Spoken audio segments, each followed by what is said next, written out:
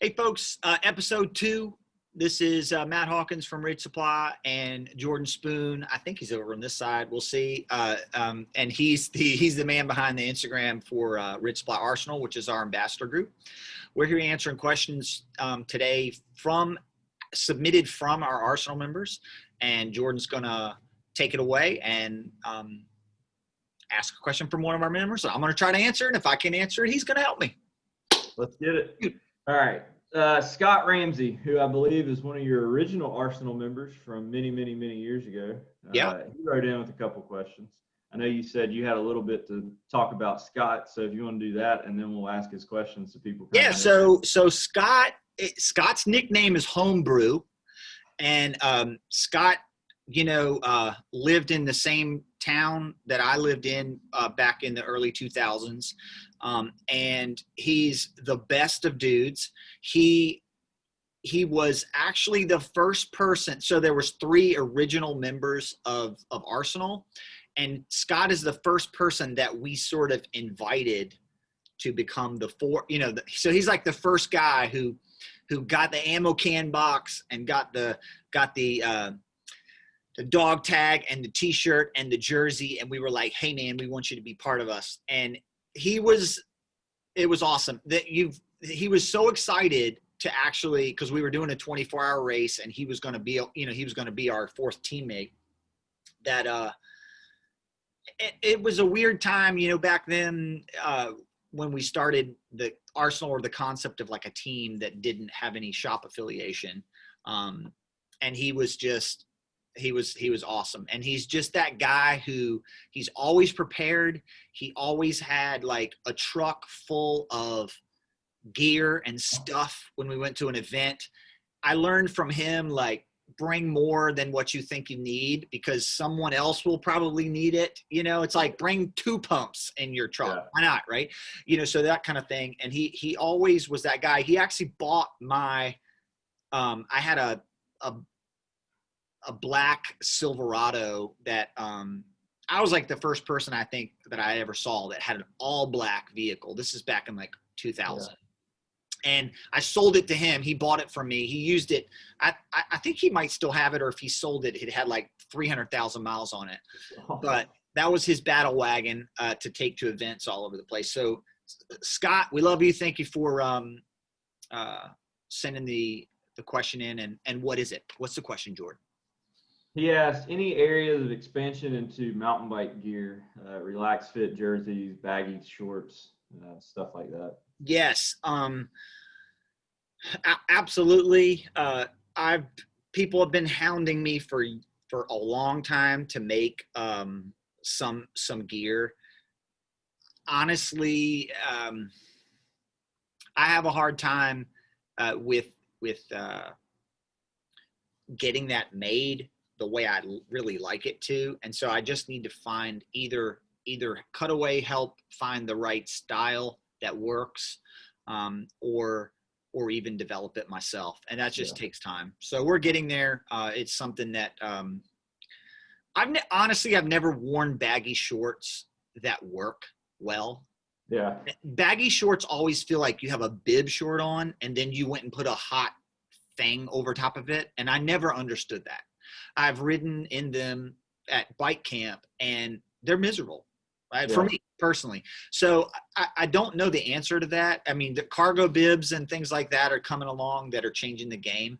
I always kind of dressed like a racer, even when I was putzing around on a mountain bike. I'm guilty of that. Yeah, and so that's my own personal bias about it. It's not to say that wearing a T-shirt and jean shorts is not fine too. It's just that it's been hard for me to kind of find the right thing. Yeah. I would love to see and we've talked about this, like a real technical button up with pockets. I think that would be so dope because you could unbutton it and let it flap if it was hot, but you also have a casual kind of fun mountain bike jersey. And Scott knows this person, but in Charlottesville, the guy that was back in the early 2000s that was just an absolute monster on the mountain bike was Paul Bushy. And Paul's style was insane. He looked like he just went to the Goodwill and just like grabbed some stuff, and his bike was always dirty, and he would show up to T&W group road rides on that mountain bike and crush people. Like, it was crazy. But that style is kind of coming back around a little bit. Like the I don't care style about how you dress when you mountain bike. And I'm trying to find that. Hand Up is doing something, with their stuff. And I really do care about not like stepping on other people's, brand aesthetic. Yeah. And so I would want to do something that was unique to us. That wasn't just like, so kind of your own little thing. So, all right. He also asked, he was curious how the running side and sole socks are catching on. Other running accessories are possible, tech caps, visors, fuel belts, stuff like that. Yeah. Running is, honestly, the running market is it's unlimited. It was way bigger than cycling. And I knew that Ridge Supply could get into that market. It was the next natural market. Yeah. Triathlons are a natural market. Running's a natural market. Hiking's a natural market. Adventure racing, all that kind of stuff is like, it's not that far of a jump from, and the people are all kind of the same demographic. But when we designed the sole sock, it really didn't exist. I mean, Defeat made this sock called a Devo, which they still make, but it just didn't really have a good cuff on it. And the cuff is where the cuff is here. The cuff is this section of the sock, and it's different. It's nylon, and so it's got like a rubber yarn, and then which is white, if you can see that here. And then the color is actually stitched to it. That's what gives me the colors. That's what gives me the design. If you don't have this cuff and you just make a sock, it can be great. But marketing it is kind of silly for what I do, because nobody would know what it is.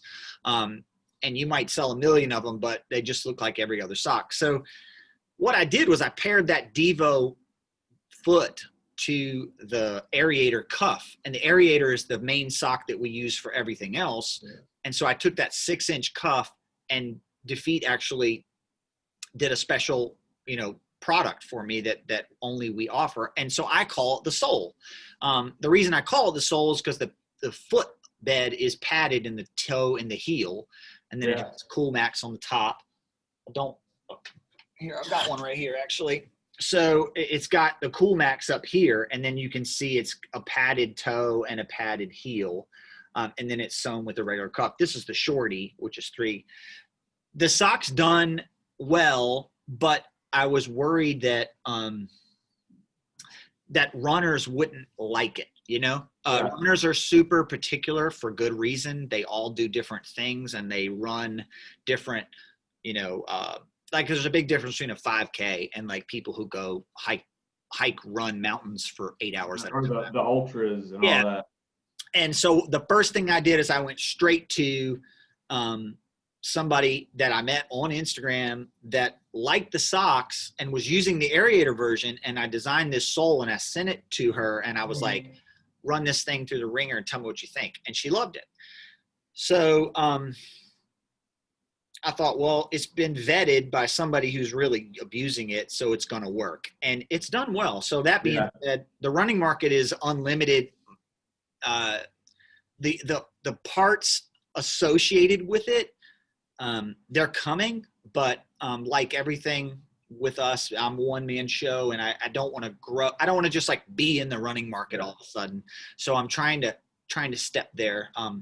The socks themselves, I mean, I could have 20 other styles of sole socks. They're selling well. So we're working on it. And awesome. Yeah, the running market's coming. You're not going to catch me running. I mean, I will do it. I've run half marathons and the marathon and all that. And it's torture for me. So, I mean, I'm not gonna lie, but perfect. That answers Scott's question. There you go. Thank you, Scott. I appreciate it. I hope you're feeling good and on the mend. And we will hopefully see you when get back to Virginia after life isn't going to return to normal. We might as well admit that. But when we can travel and fist bump, we'll see each other again. All right, thanks, guys. We're on to the next one. Yep.